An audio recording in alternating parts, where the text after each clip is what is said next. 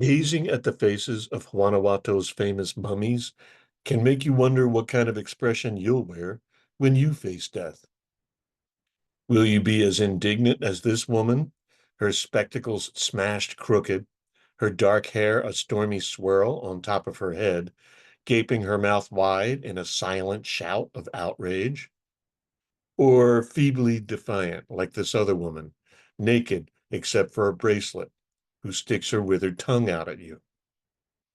Will you lower your face in humble resignation, like this man draped in the dusty rags of what must have been his finest suit? Or fake nonchalance, like this Churchillian burgher, bald and still looking portly, even though he's a husk, who seems about to give a speech to dead Rotarians? That's all a conceit, of course. These desiccated cadavers, citizens of the central Mexico city of Guanajuato from the 19th and 20th centuries, were well dead before the process of mummification gave them their expressions of apparent rage or horror or sadness. They were all cast out of the Panteon Municipal de Santa Paula, the large hilltop cemetery on the outskirts of the city. From the 1860s to 1958, the city levied an annual tax on the graves and crypts there. If loved ones fell behind on their payments, bodies were removed and unceremoniously dumped into an ossuary below. Eventually, it was discovered that Guanajuato's hot, dry climate was mummifying a number of the bodies. Over time, their presence made the ossuary a tourist attraction. It has been a proper museum since 1969, El Museo de las Momias de Guanajuato. A selection of about 60 particularly striking examples, including a few heartbreaking mummified infants and one tiny, perpetually though silently wailing fetus, are professionally displayed in cases dramatically lit from above. The museum gets visitors from around the world. Mexicans visit in large family groups, from grandparents to toddlers.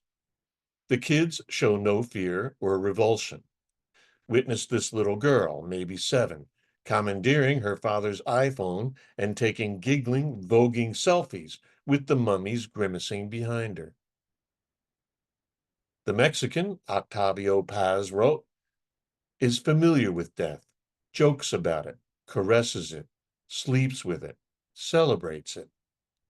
It is one of his favorite toys and his most steadfast love. Italians visit the mummies at Palermo's Capuchin catacombs in family groups too, but their attitude is more respectful and grave. Americans simply avoid the face of death as much as they can. Even Ray Bradbury, who made writing about the strange and uncanny his profession, was completely freaked out by his visit to Las Momias in the 1940s. He wrote that they so wounded and terrified me, I could hardly wait to flee Mexico. I had nightmares about dying and having to remain in the halls of the dead with those propped and wired bodies. Guanajuato's mummies are part of Mexican pop culture.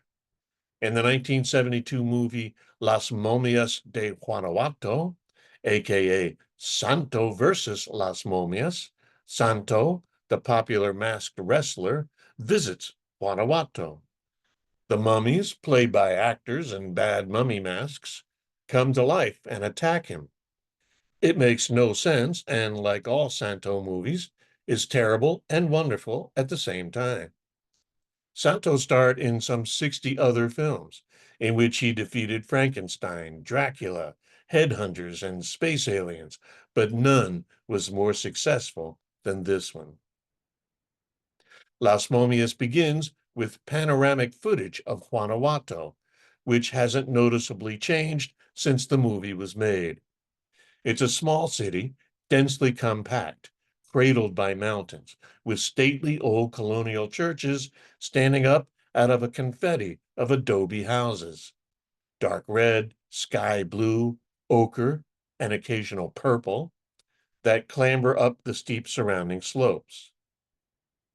A couple of years ago, some apparently corrupt local officials floated a bizarre plan to build a new shopping mall in Guanajuato and move the mummies there.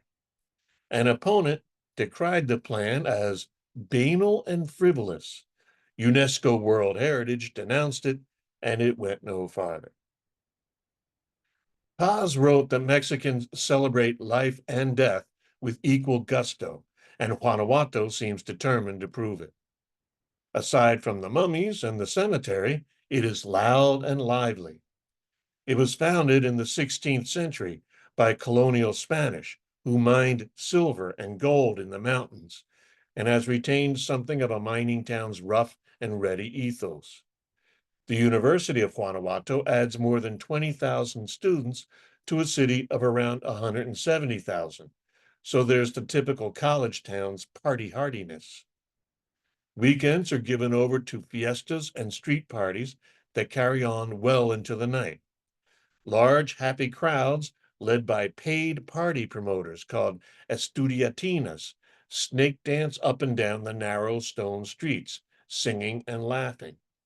Strolling mariachi bands struggle to be heard against the thumping echoes of overamped rock, hip hop, and EDM roaring out of the bars. Just a few hours after the streets finally quiet down, window rattling fireworks explosions greet the dawn.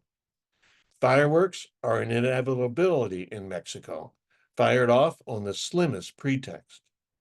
The dawn volley is said to be a continuation of ancient rites of pre colonial priests.